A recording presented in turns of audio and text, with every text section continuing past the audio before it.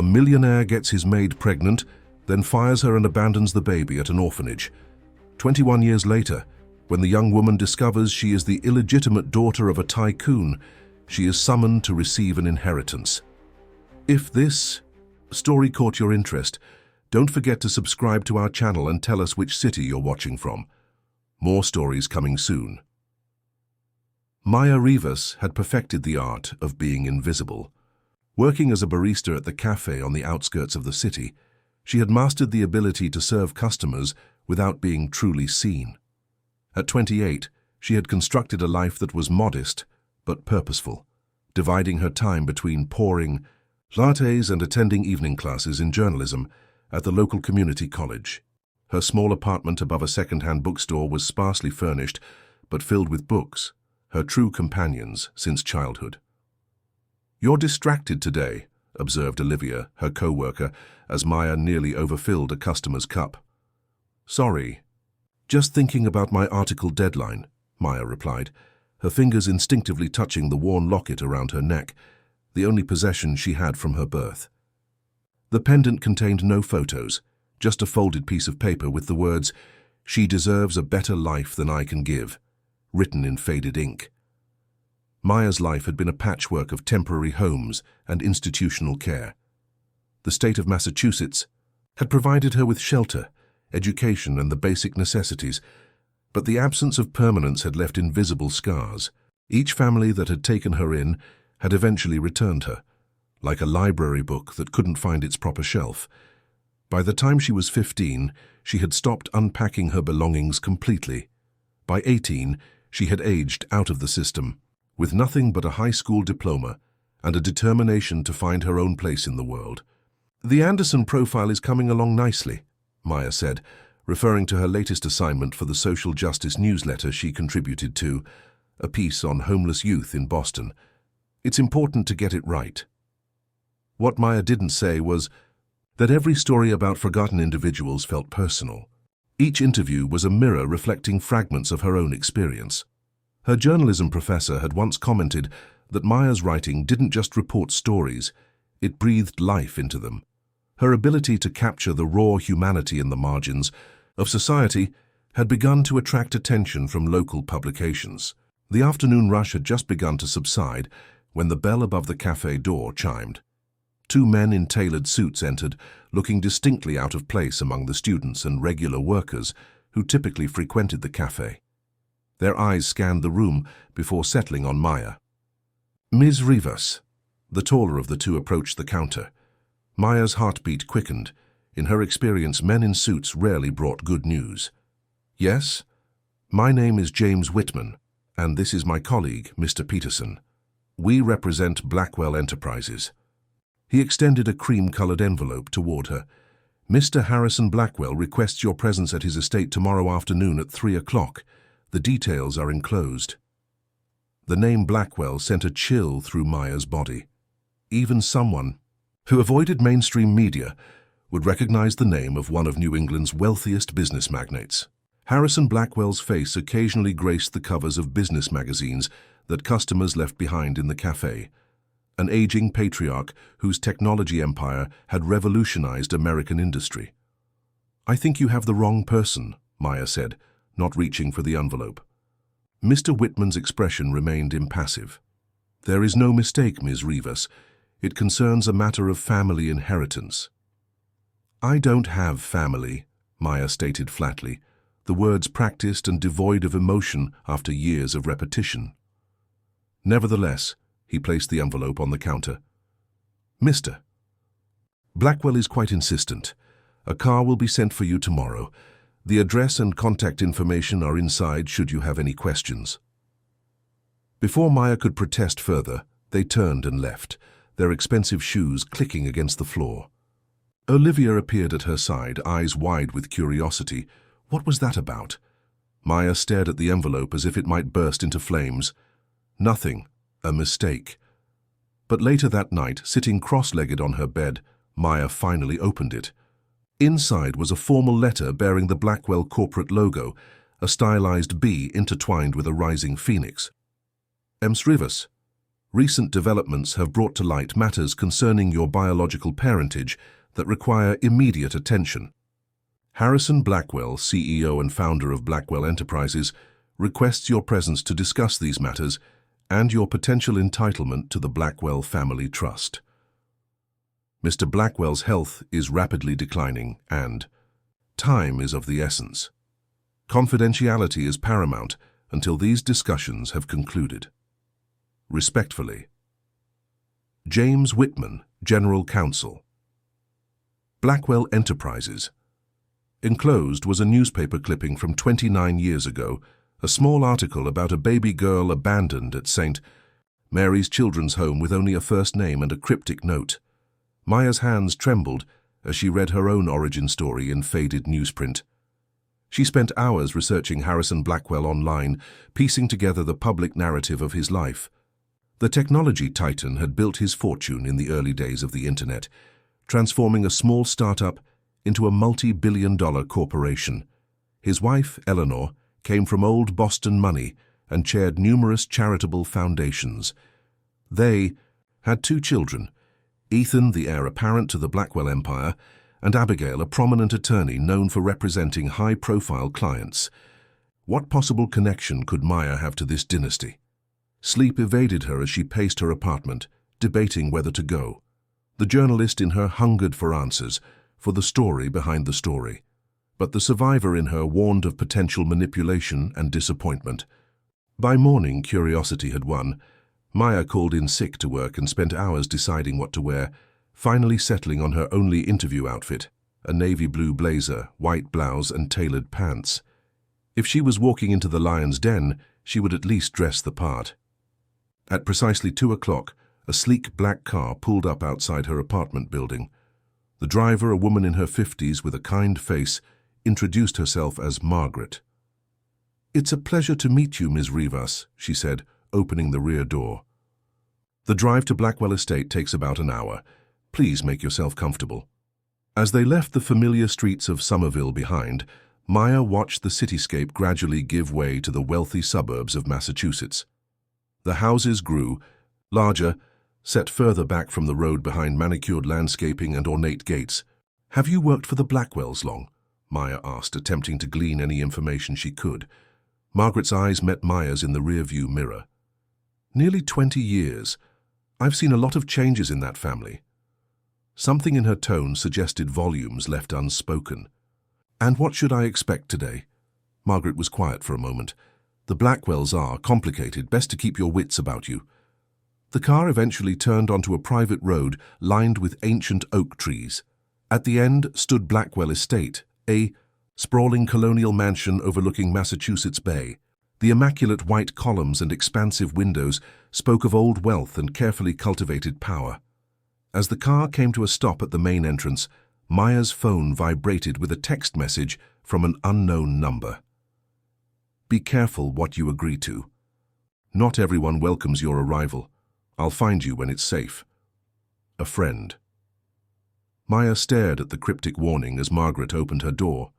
Looking up at the imposing mansion, she took a deep breath and stepped out, unaware that crossing this threshold would forever alter the course of her life. The main entrance of Blackwell Estate opened before Maya could even knock.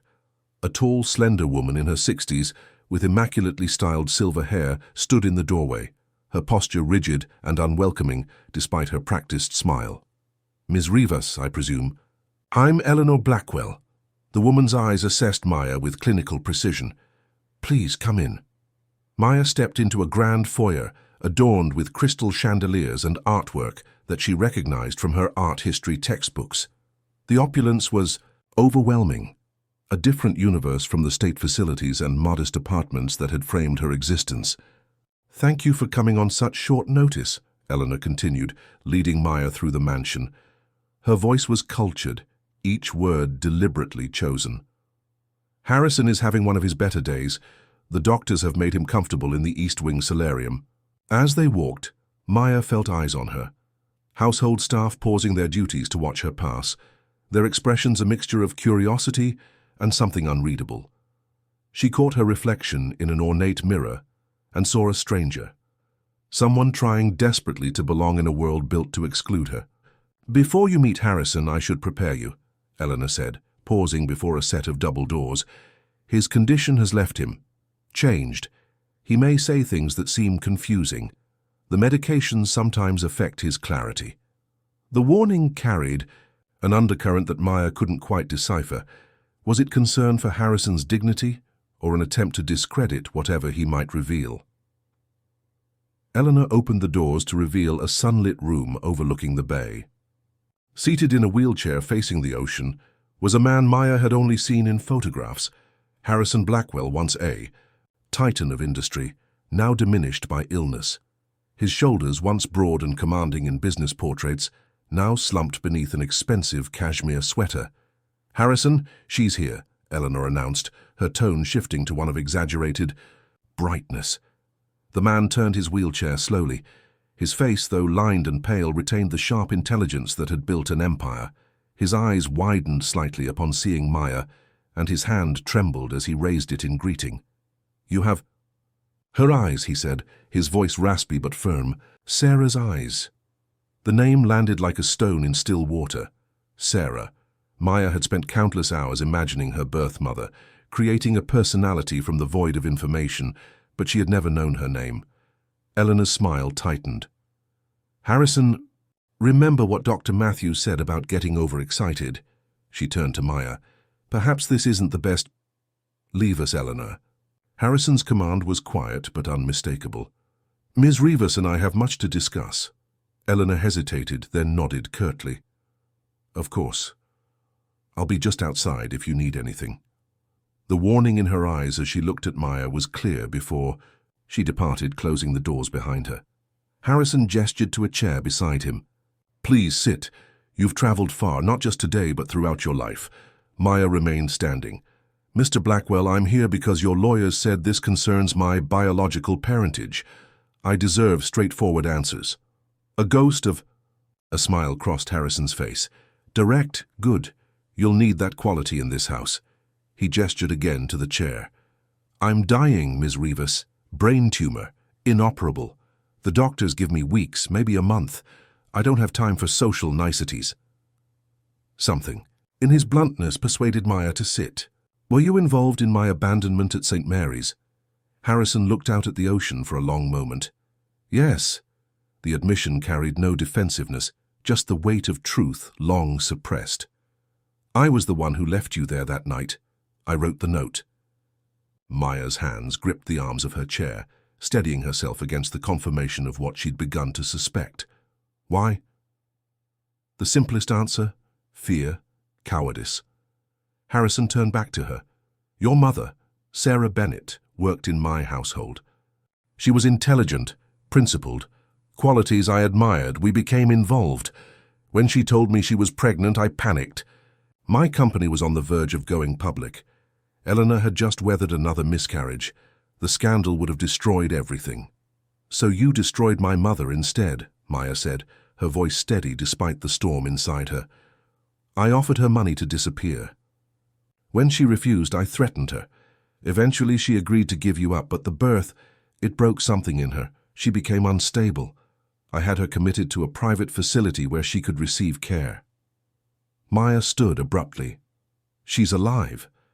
"My mother is alive." Harrison nodded slowly. "At Lakeside Retreat in Vermont. She's been there for 28 years, under the name Sarah Miller." The revelation struck Maya like a physical blow. All these years, while she had imagined her mother as gone from this world, the woman had been breathing, living, merely hours away. "Why tell me now?" Maya demanded. "Why bring me here after all this time?" "Facing eternity clarifies one's priorities," Harrison replied, his fingers absently tracing the pattern on his wheelchair's armrest. "I've spent decades justifying my actions, convincing myself that what I did was necessary. But the truth is simpler. I was wrong.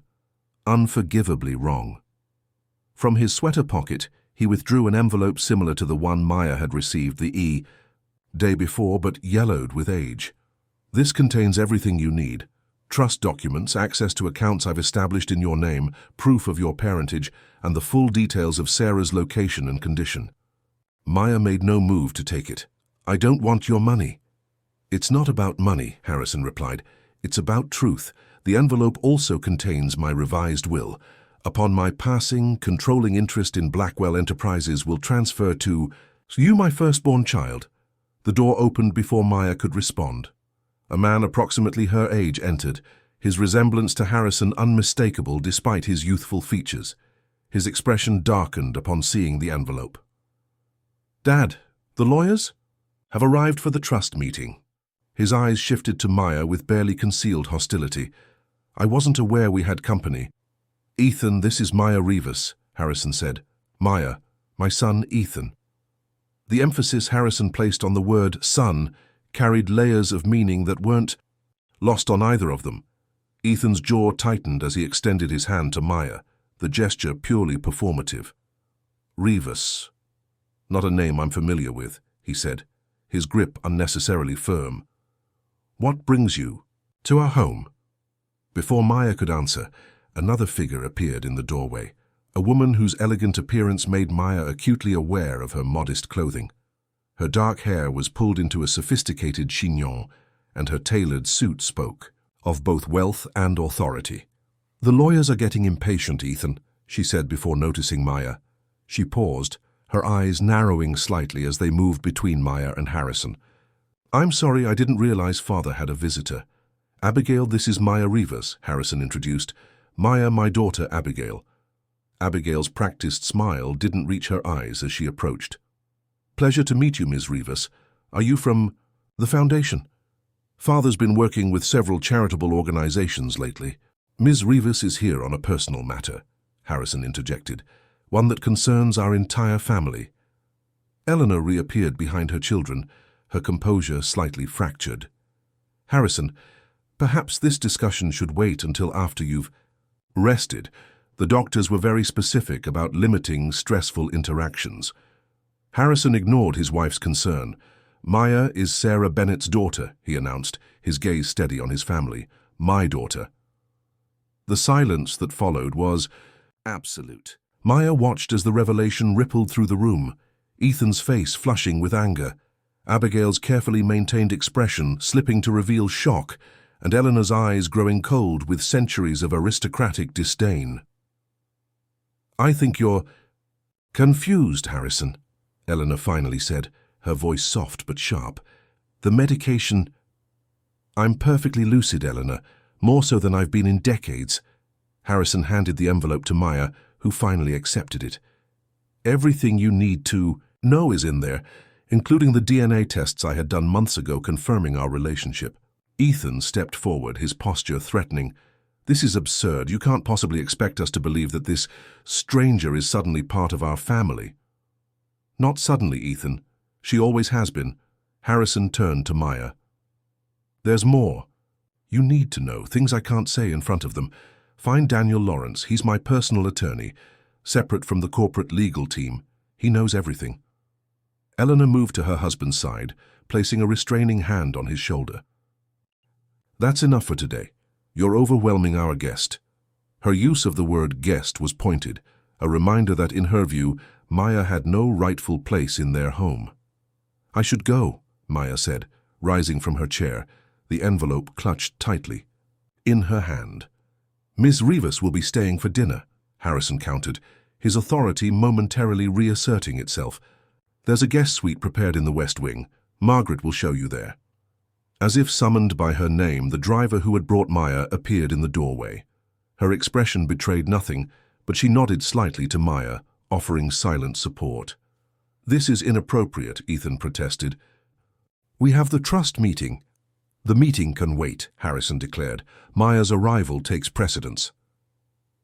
As Maya followed Margaret from the room, she felt the weight of the Blackwells' stairs on her back. The protective walls she had built, around her heart over years of disappointment, whispered warnings of the pain to come. Yet deeper than that, caution was a journalist's instinct, a sense that beneath the surface of wealth and power lay a story of profound injustice waiting to be uncovered. In the hallway, Margaret spoke quietly. "The West Wing overlooks the gardens. It's more peaceful there." What remained unspoken was clear. It was also further from the family's private quarters. "Thank you," Maya replied, suddenly remembering the mysterious text she had received. "Margaret, do you know someone here who might have sent me a warning? Someone who signed as a friend?" Margaret's steps faltered almost imperceptibly. "Many people work at the estate, Ms. Rivas. Not all of them approve of how things have been handled over the years." She paused before a doorway. "This is your suite. Dinner is at 7 in the main dining room. If you need anything before then, use the house phone. Dial 0. Left alone in a suite larger than her entire apartment, Maya opened the envelope Harrison had given her. Inside were legal documents, bank statements showing accounts with balances that made her dizzy, medical reports, and a thin file labeled simply Sarah Bennett. With trembling fingers, she opened it to find herself staring at a photograph of a young woman with her same eyes, her same defiant tilt of the chin. For the first time in her life, Maya saw her own face reflected in another's, and the recognition unleashed tears she had held back for 28 years. Maya spent the next hour examining the contents of Harrison's envelope, her journalist's mind cataloguing each piece of information methodically, despite her emotional turmoil. The DNA test results were unequivocal, 98% probability that Harrison Blackwell was her biological father. Bank statements revealed a trust fund established in her name 6 months ago, containing more money than she would earn in several lifetimes. But it was the medical records from Lakeside Retreat that held her attention longest. Sarah Bennett, diagnosed with severe depression and psychotic episodes following childbirth. Admitted voluntarily at first, then her status changed to involuntary. Commitment after an incident. The reports became increasingly vague over the years, with medications adjusted and treatments administered, but little mention of improvement or potential release. The most recent evaluation was dated just 3 months ago, stating simply, "Patient remains stable but dissociative, continues to reference daughters despite factual correction." Daughters, plural. A soft knock interrupted Maya's thoughts. She quickly gathered the papers and tucked them into a drawer before opening the door to find an unexpected visitor. Abigail Blackwell, now changed from her business attire into a casual yet obviously expensive sweater and slacks.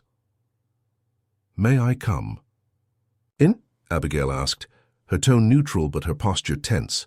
Without waiting for an answer, she entered the room, her eyes taking in Maya's modest belongings placed alongside the suite's luxury. "I thought we should talk before dinner. It will be challenging." Maya remained standing, maintaining distance between them. "I'm listening." Abigail walked to the window overlooking the immaculate gardens. "My father has been ill for some time. The tumor affects his cognitive function, his judgment, his memory, sometimes even his personality." She turned to face Maya. "I don't doubt that he believes what he's told you, but you should understand that the situation is more complicated than it appears."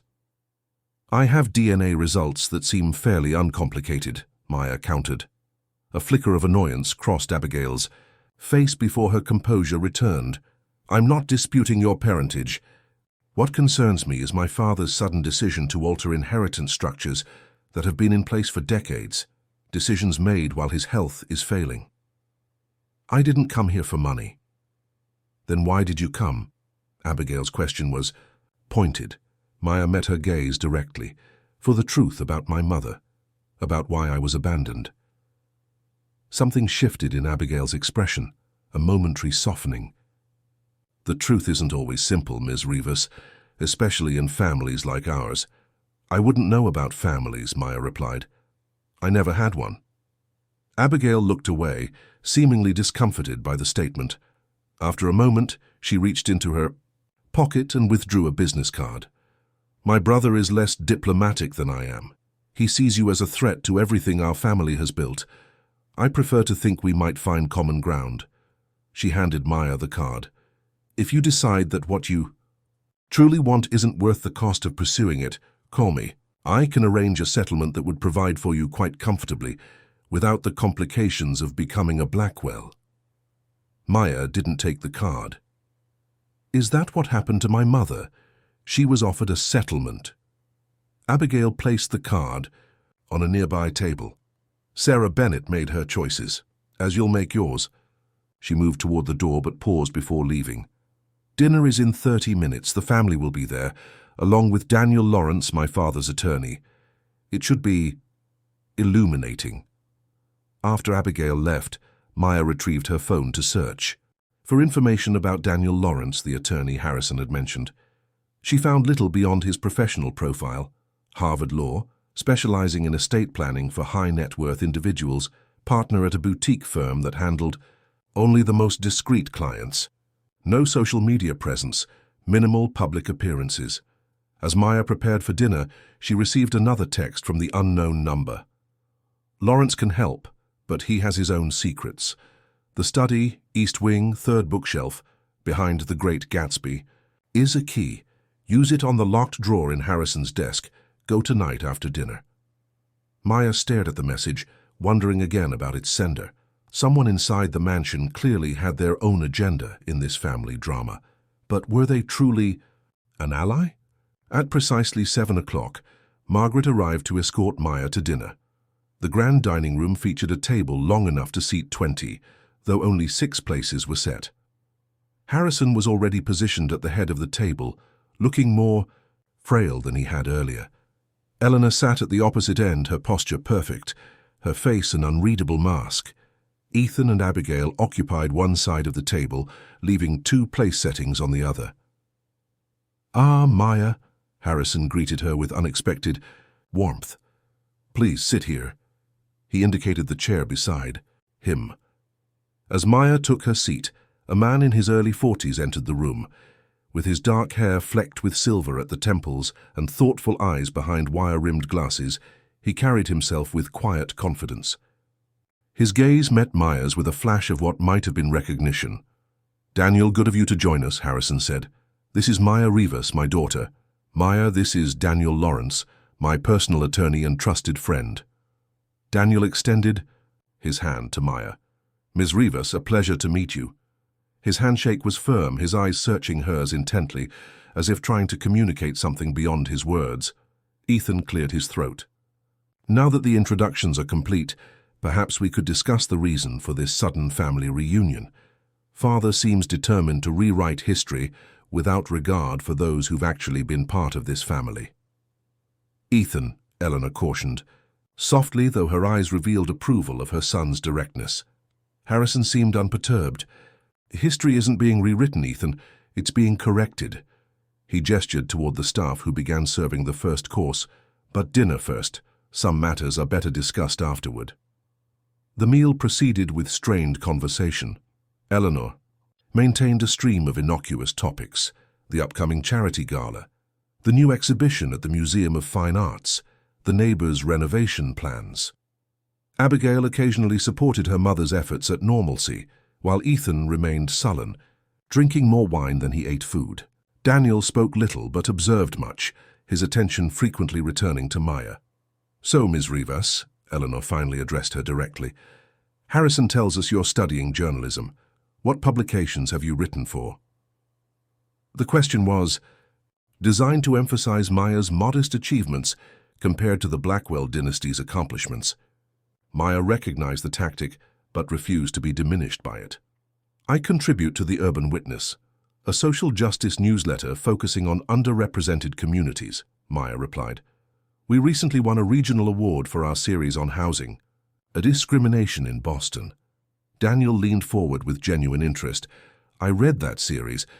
Compelling work, especially the piece on how zoning laws are used to maintain economic segregation." Ethan scoffed. "Playing reporter with a newsletter hardly qualifies as journalism."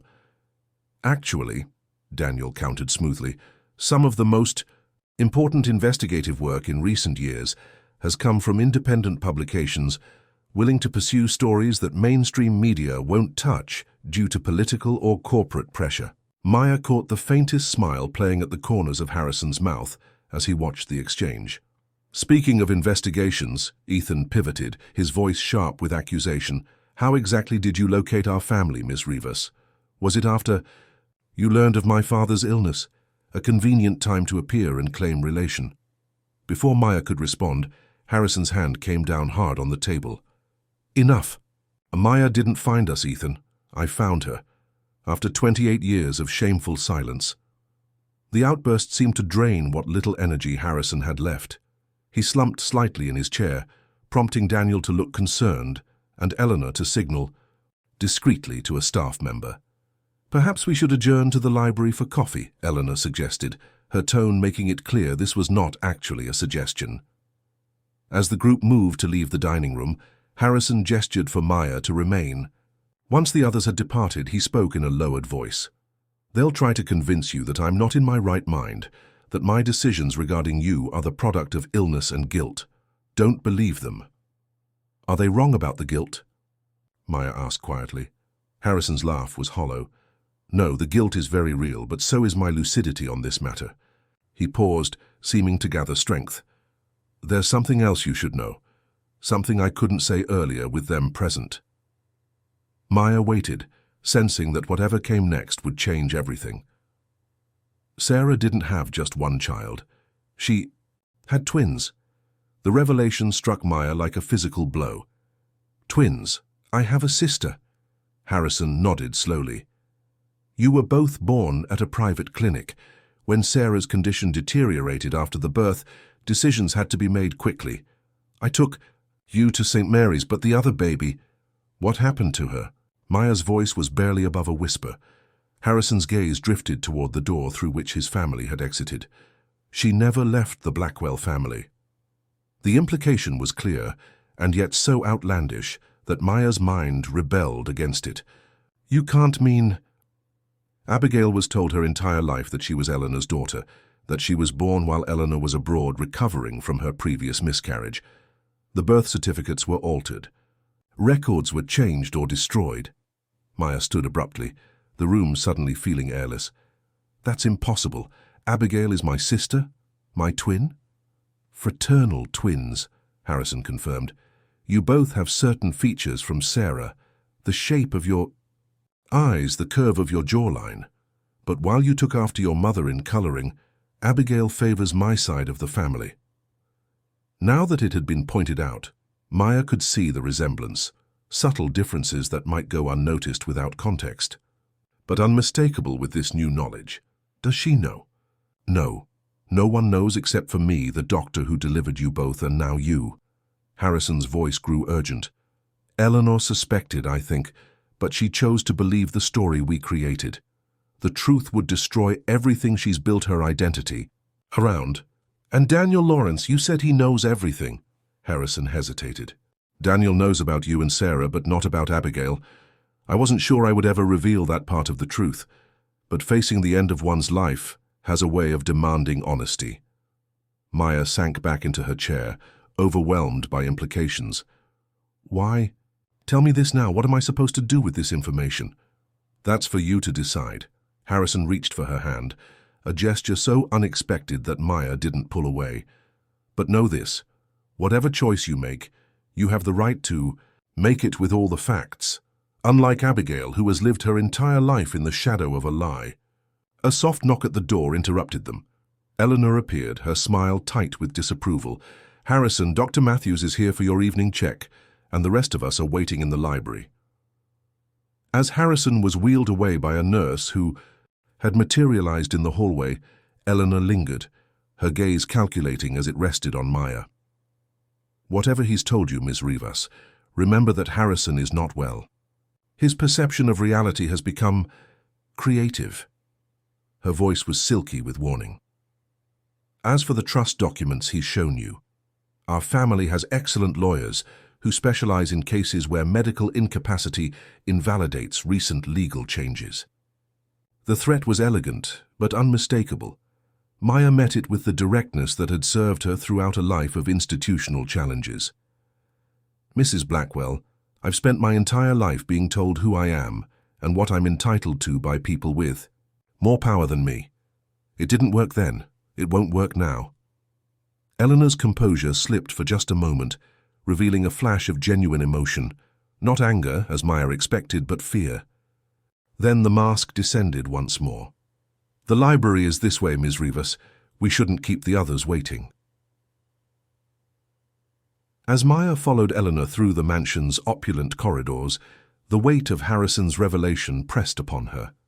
Somewhere in this house was her twin sister, a woman who had grown up with all the privilege Maya had been denied, neither of them aware of the other's existence.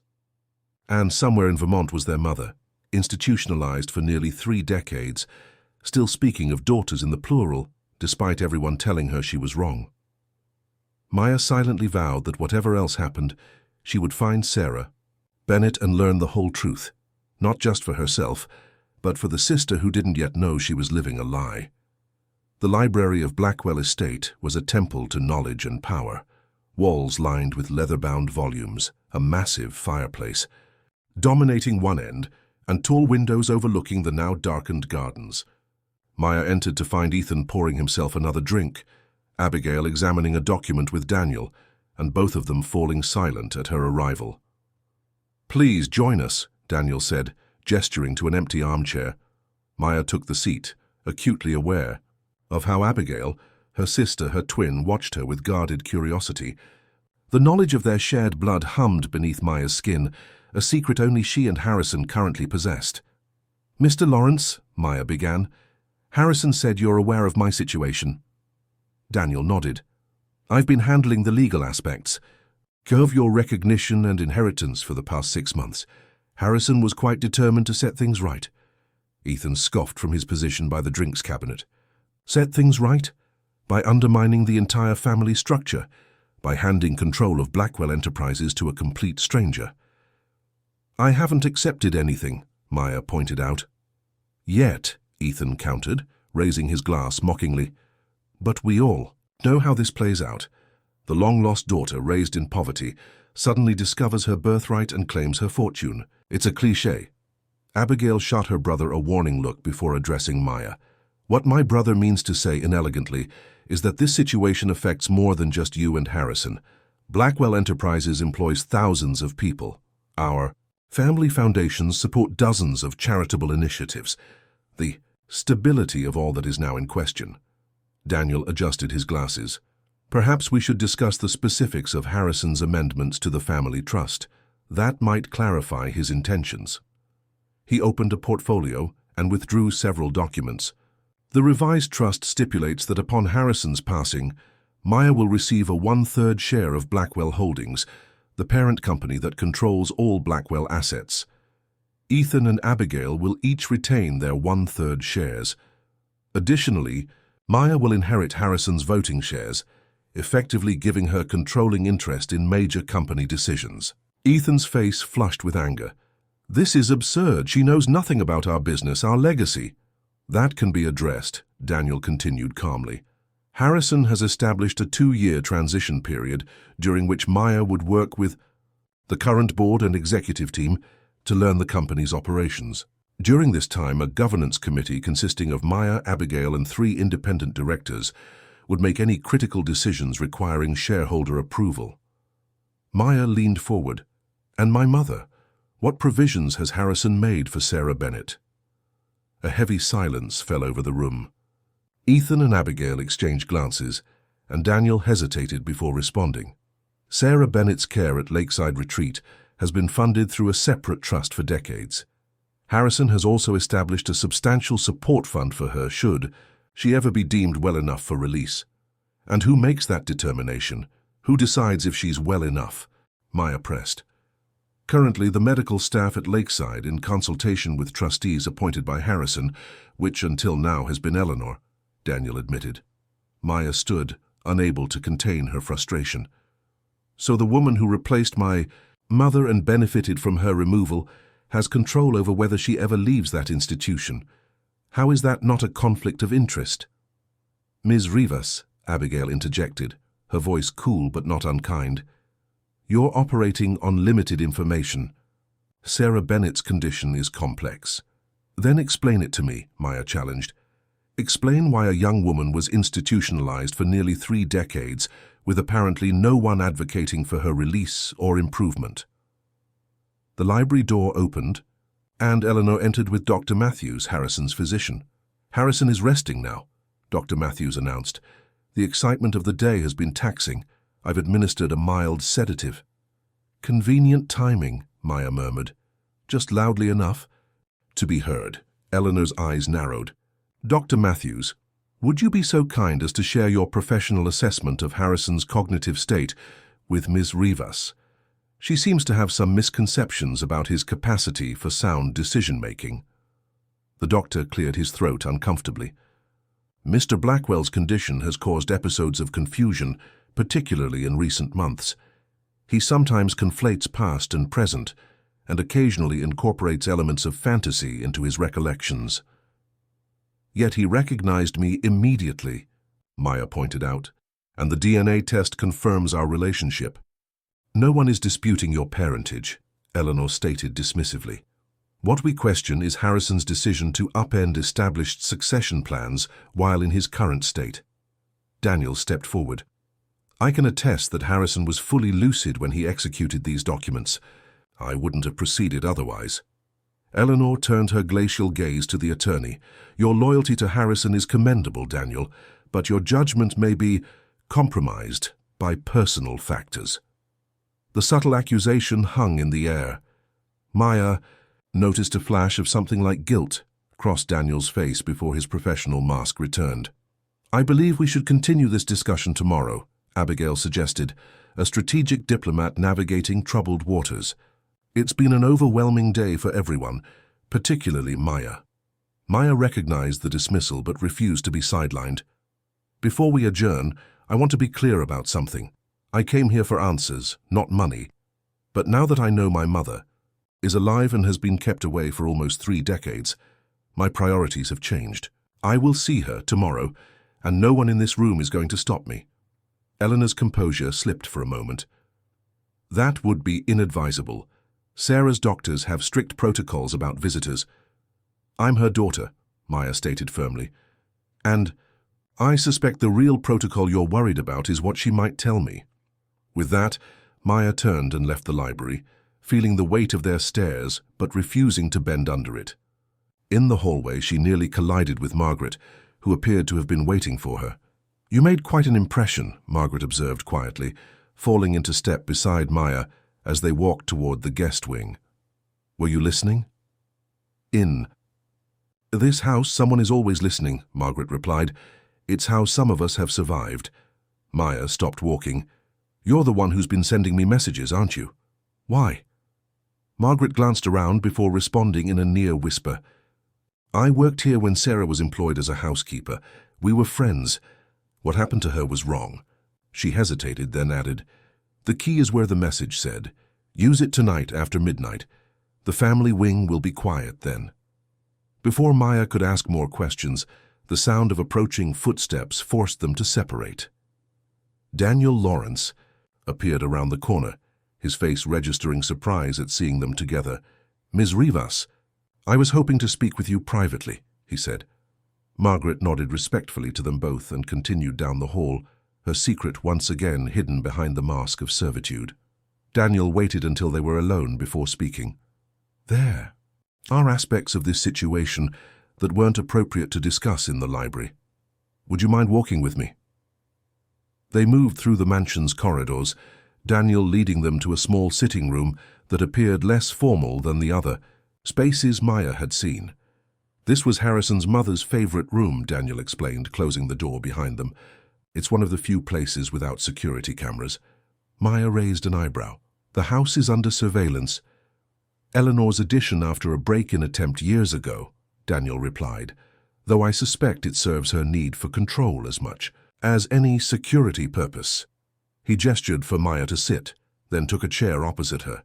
What Harrison told you about Sarah Bennett is true, but incomplete. Sarah's commitment wasn't merely about silencing a potential scandal. It was about protecting you and your sister. Maya leaned forward. He told me about Abigail. Daniel's surprise was evident. He did. That's unexpected. He swore he would take that secret to his grave. Facing the final limit has a way of changing priorities, Maya said, echoing Harrison's earlier words. Daniel nodded slowly. Yes, I suppose it does. He removed his glasses, rubbing the bridge of his nose tiredly. What you need to understand, is that Eleanor Blackwell comes from a family that doesn't merely have money. They have influence that extends into every corner of Boston society. When she discovered Harrison's affair with Sarah, she was willing to tolerate it as a momentary indiscretion. When she learned Sarah was pregnant, something changed. She decided to eliminate the problem, Maya concluded. Not immediately. The original plan was simply to send Sarah away with enough money to start over somewhere else. But Sarah refused to give up her children. Yes, children. Though at the time, Harrison believed there was only one baby.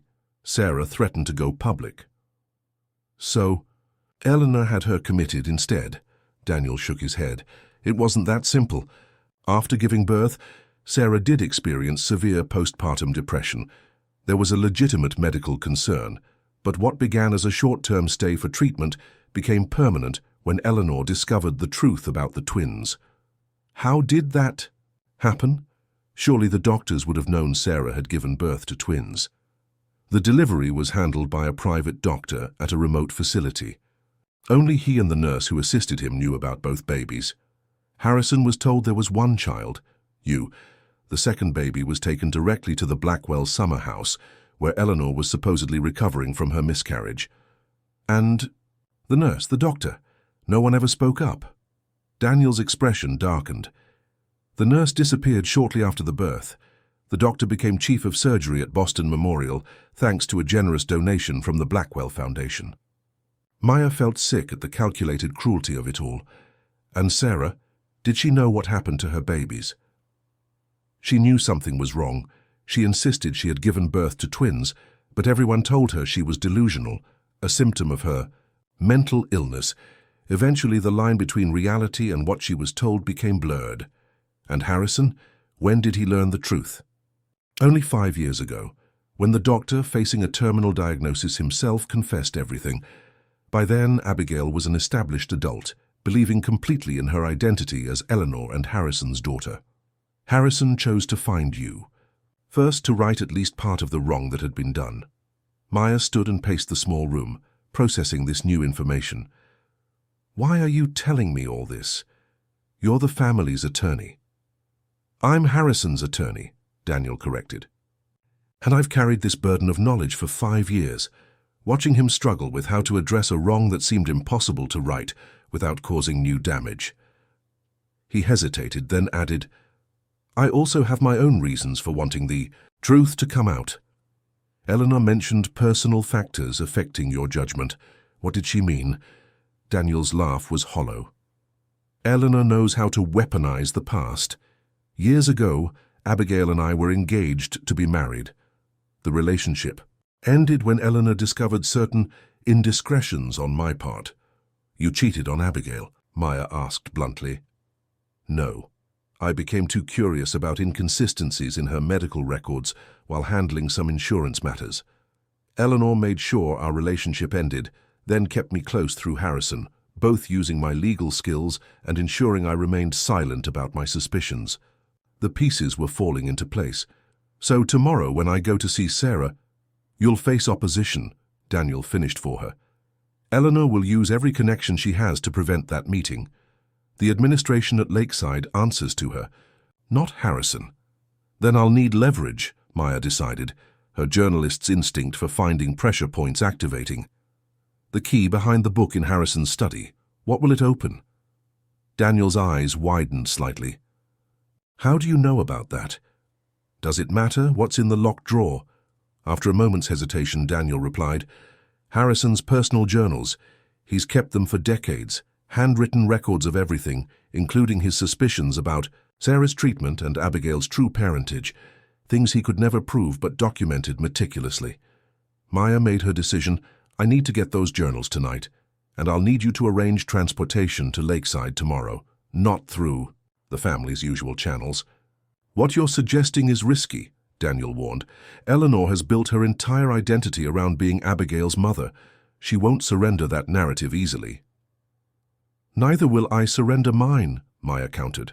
For 28 years I believed I wasn't wanted, that I wasn't worth keeping.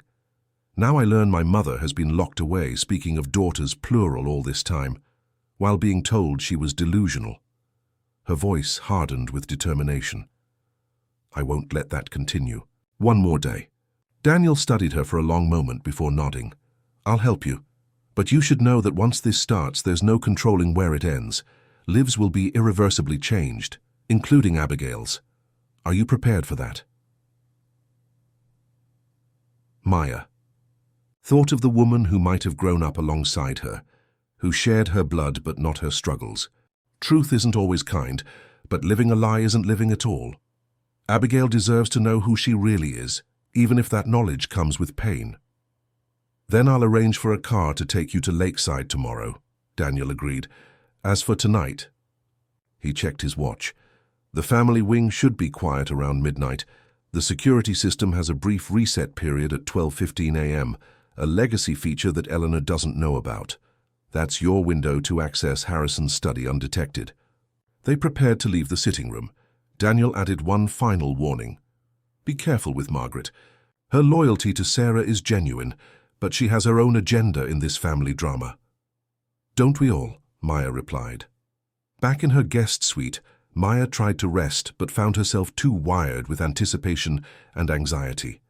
At exactly midnight, she slipped out into the darkened corridors of Blackwell Estate, following the memorized path to the East Wing.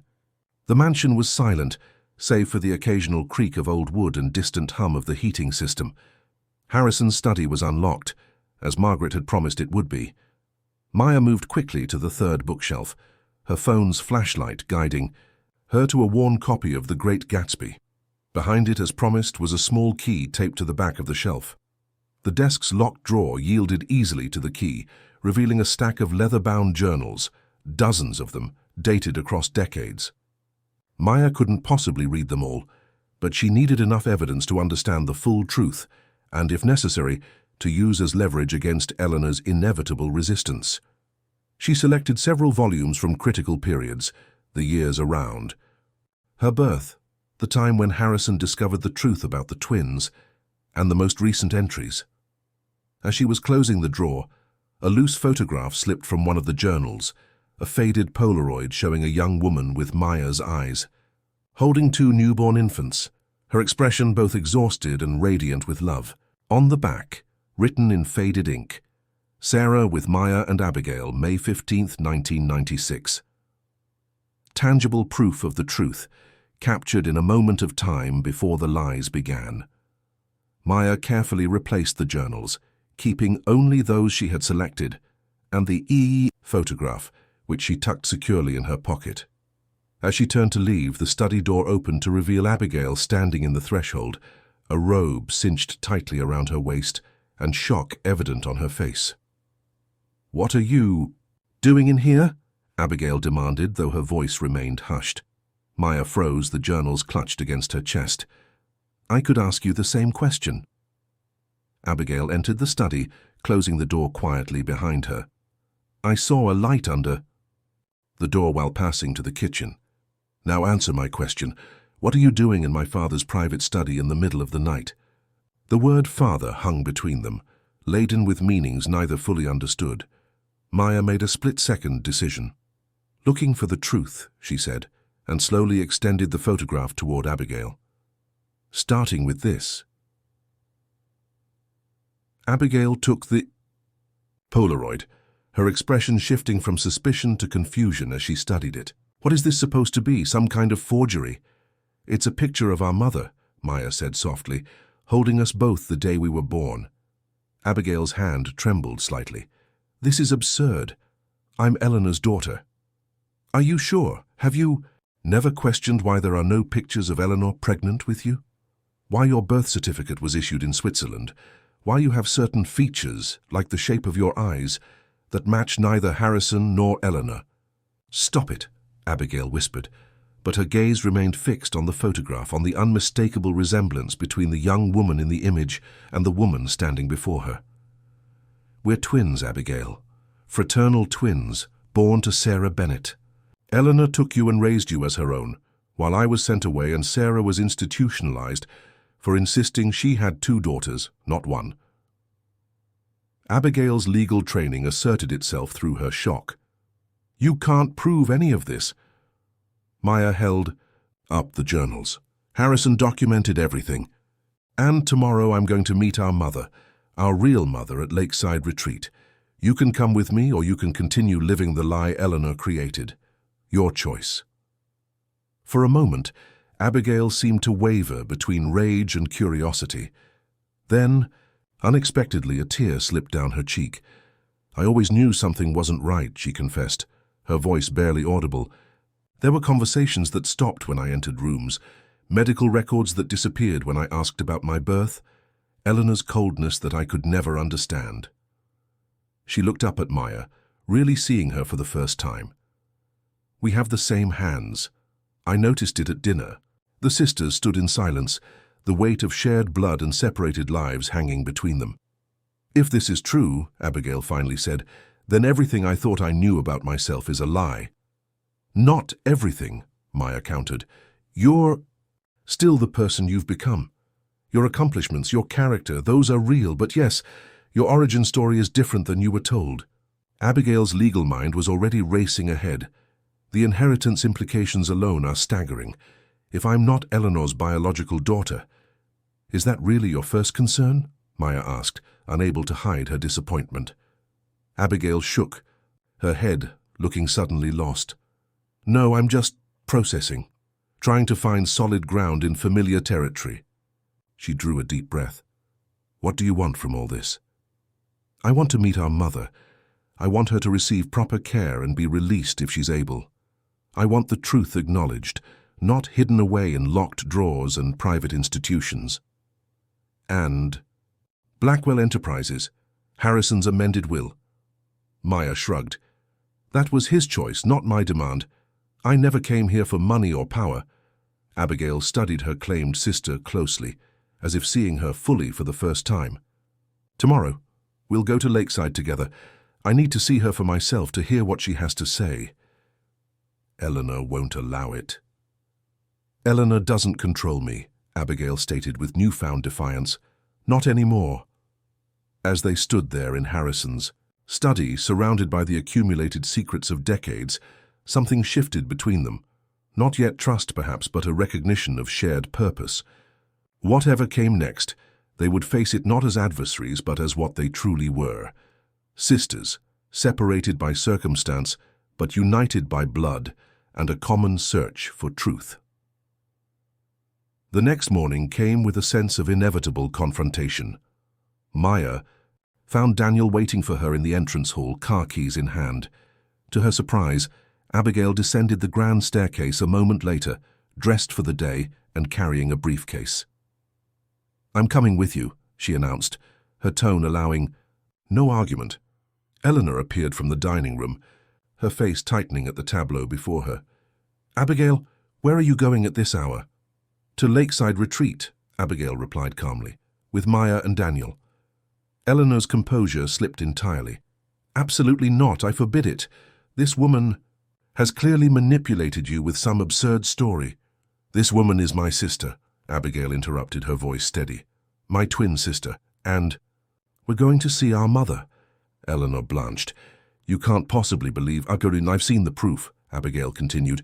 The photograph of Sarah with both of us as newborns, Harrison's journals documenting how you discovered the pregnancy, how you arranged for one baby to disappear and the other to become your daughter, how you kept Sarah institutionalized all these years to protect your precious narrative. Everything I did for this family, Eleanor hissed, abandoning pretense. For you, Abigail, to give you the life you deserved, to maintain our position, our legacy. A legacy built on lies, Maya interjected quietly. Eleanor turned on her with undisguised hatred. You know nothing about legacy or sacrifice. You think you can walk in here after 28 years and dismantle everything I've built? You're nothing but Harrison's mistake, a reminder of his weakness that should have remained buried in the past. Mother. Abigail gasped, shocked by the naked cruelty. Eleanor flinched at the title, knowing it no longer carried the same meaning. I raised you, she said to Abigail, her voice breaking. I loved you as my own. Doesn't that count for anything? For a moment, Abigail's resolve wavered. Then she straightened her shoulders. It counts for many things, and we will have a long conversation about all of them after I've met Sarah Bennett. The drive to Lakeside Retreat passed in contemplative silence, each occupant of the car lost in their own thoughts about what awaited them.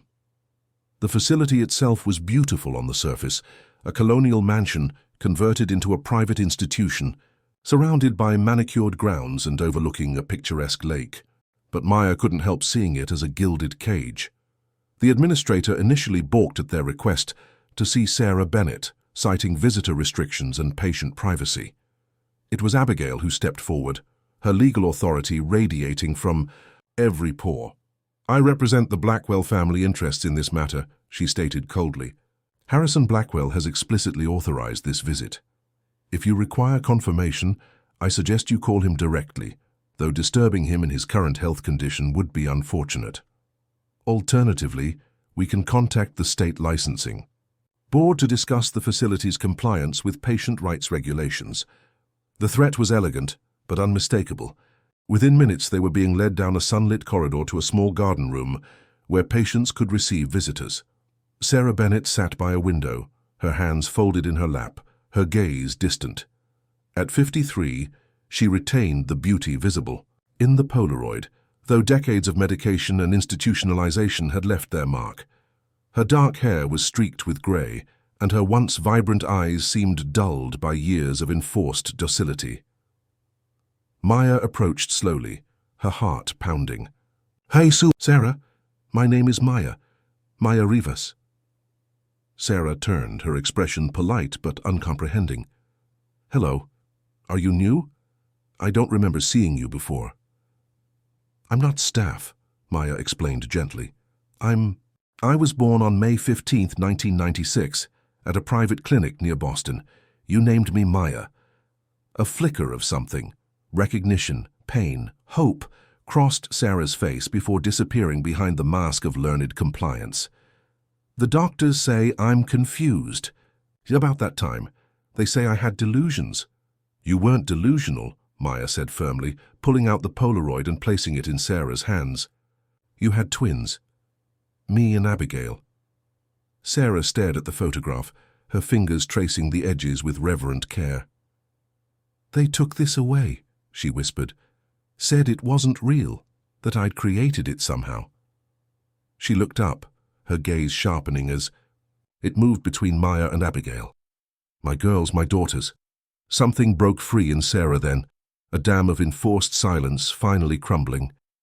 Words poured from her, disjointed but passionate, recounting the affair with Harrison, the pregnancy, the birth of twins, and the gradual systematic effort to convince her she was mentally ill rather than a mother who had lost her children.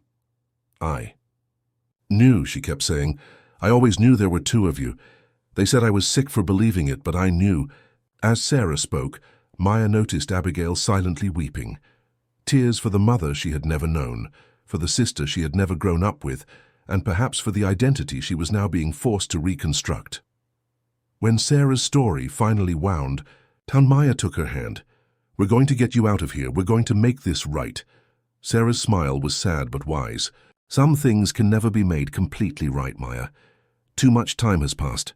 But this, seeing you both together, this is a kind of rightness I never thought I'd live to see." The journey back to Blackwell Estate was charged with emotion and determination. Plans were made, legal strategies discussed. Daniel would begin proceedings to review Sarah's case with independent psychiatric experts. Abigail would leverage her legal expertise to expedite the process. Maya would document everything, creating a record that could not be buried or denied. Harrison was waiting for them in the garden when they returned, having insisted on being wheeled outside despite the cool air. His face brightened at the sight of Maya and Abigail approaching together. "You know," he said simply. Abigail nodded, her expression complex. Anger, grief, and something like forgiveness intermingled. "Yes, we saw her. We know everything." Harrison closed his eyes briefly. "I have no right to ask for forgiveness." "No," Maya agreed, "but you have the opportunity to help make amends. Sarah deserves her freedom and her dignity restored." "And what will you do?" Harrison asked her. "About the inheritance, the controlling interest in Blackwell Enterprises," Maya looked at Abigail and something unspoken passed between them, the beginning of a bond that transcended their separate upbringings. "I think the company would be better served by someone who understands it," Maya said. "Someone who has the training and experience to lead it responsibly." She turned to Harrison. "I would like the trust amended. Equal shares for Abigail and me, with Abigail retaining the voting control, but with two conditions." "Name them," Harrison said. "First, a foundation established in Sarah Bennett's name, funded substantially and permanently, dedicated to supporting those wrongfully institutionalized and advocating for mental health reform." Harrison nodded. "And the second?" "The truth," Maya stated simply. "No more secrets, no more lies. Our family's story told honestly, including the parts that don't reflect well on the Blackwell name." Abigail stepped forward. "I support these conditions, and I'll add one of my own." Maya joins the board of directors, bringing her perspective and journalistic integrity to ensure the company's power is never again used to silence or harm the vulnerable. Harrison looked between his daughters, one, raised in privilege but with a moral compass that had survived its corrupting influence, the other forged in hardship but with an unwavering sense of justice. For the first time in decades, he felt something like hope for the legacy he would leave behind. "It will be done," he promised. "All of it." Eleanor was conspicuously absent from the mansion when they returned, having retreated to the Blackwell apartment in the city. The confrontation with her would come later, Maya knew, but it would come on their terms, with truth as their shield and justice as their aim. That evening, as the sun set over Massachusetts Bay, Maya stood on the terrace of Blackwell Estate, watching the play of light on water. Abigail joined her, 2 glasses of wine in hand. "To new beginnings," Abigail offered, extending one to Maya. "And to found family," Maya returned, accepting the glass. They drank in comfortable silence before Abigail spoke again. "You know, when this all becomes public, and it will, there will be consequences beyond our family. Blackwell Enterprises stock will likely take a hit. The social fallout in certain circles will be significant." "Are you worried about that?" Maya asked. Abigail considered the question seriously. "A week ago I would have been terrified. Now, I find I care less about stock prices and social standing than I do about the fact that I have a sister I never knew and a mother who spent nearly 3 decades in an institution because of our family's actions." She shook her head. "Some reckonings are necessary, no matter how painful." Maya nodded, understanding completely. "The story doesn't end here, you know. It's just beginning." "Our story," Abigail mused. "Not the one they wrote for us, but the one we choose to write together." As the first stars appeared in the darkening sky, the sisters stood side by side, not touching, but connected nonetheless by shared blood and newfound purpose. Whatever came next, the legal battles, the media scrutiny, the painful process of healing old wounds, they would face it together, reclaiming the narrative that had been stolen from them both. In the distance, lights began to appear along the coastline, signs of other lives, other stories unfolding in the gathering darkness. Maya thought of her small apartment above the bookstore, of the coffee shop where this journey had begun just days ago, of the locket she still wore with its cryptic message about deserving a better life. Perhaps that better life wasn't about wealth or status after all. Perhaps it was about truth, justice, and the family she had finally found. Not just Sarah and Abigail, but the family they would build together from the ashes of secrets and lies. A better life indeed, and one worth fighting for. 6 months later, the gardens of a modest lakeside cottage came alive with activity. Sarah Bennett, now legally free and medically stable with proper treatment, moved among her guests with a quiet grace that belied her years of confinement. Her smile, once dulled by medication and despair, now shone with genuine joy as she welcomed visitors to her new home, a property purchased jointly by her daughters. Maya, taking a break from her new position as director of the Sarah Bennett Foundation for Mental Health Advocacy, watched her mother with a sense of wonder that hadn't diminished since their reunion. Beside her stood Ethan, whose initial hostility had gradually given way to reluctant acceptance and eventually a wary respect for the half-sister who had chosen justice over vengeance. "The Boston Globe piece turned out well," he commented, referring to the comprehensive article Maya had written about their family's story, a piece that had won national attention and sparked investigations into several other cases of questionable institutionalization. "Truth usually does," Maya replied. She glanced across the garden to where Abigail was deep in conversation with Daniel Lawrence. Their relationship had evolved in unexpected ways since the revelations, not a rekindling of romance, but a partnership, based on shared values and mutual respect as they worked together to reform Blackwell Enterprises from within. Harrison had passed away peacefully 2 months earlier, having lived just long enough to see Sarah freed and his daughters united in purpose. His final days had been spent making amends where possible and ensuring that the truth he had hidden for so long would never be buried again. Eleanor had retreated to Europe, unable to face the social consequences of her actions once the story became public. Her absence was a wound that Abigail still felt keenly. The love between them had been real, despite its foundation of lies.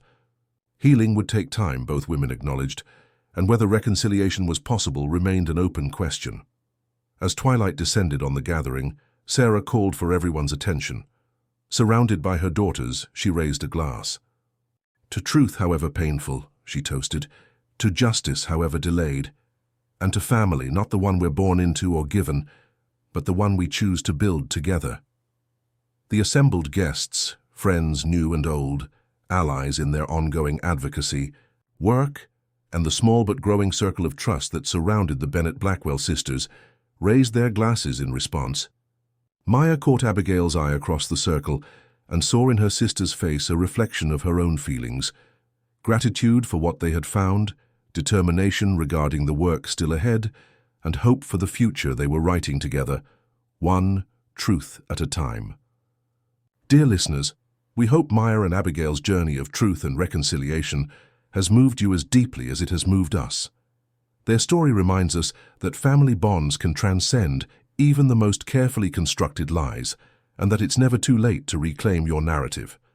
For more emotionally compelling stories that explore the complexities of family secrets and personal identity, we've created a special playlist you can find by clicking to your left. These hand-picked tales will take you on similar journeys of discovery and healing. If you've enjoyed reclaiming the narrative, please subscribe to our channel and leave a like on this video. Your support allows us to continue bringing you these powerful stories 5 days a week. What family secrets would you like to see explored in our next dramatic narrative? Let us know in the comments below. And remember, as Maya and Abigail discovered, sometimes the most important stories are the ones waiting to be told. Stay tuned for our next emotional journey, coming tomorrow at the same time.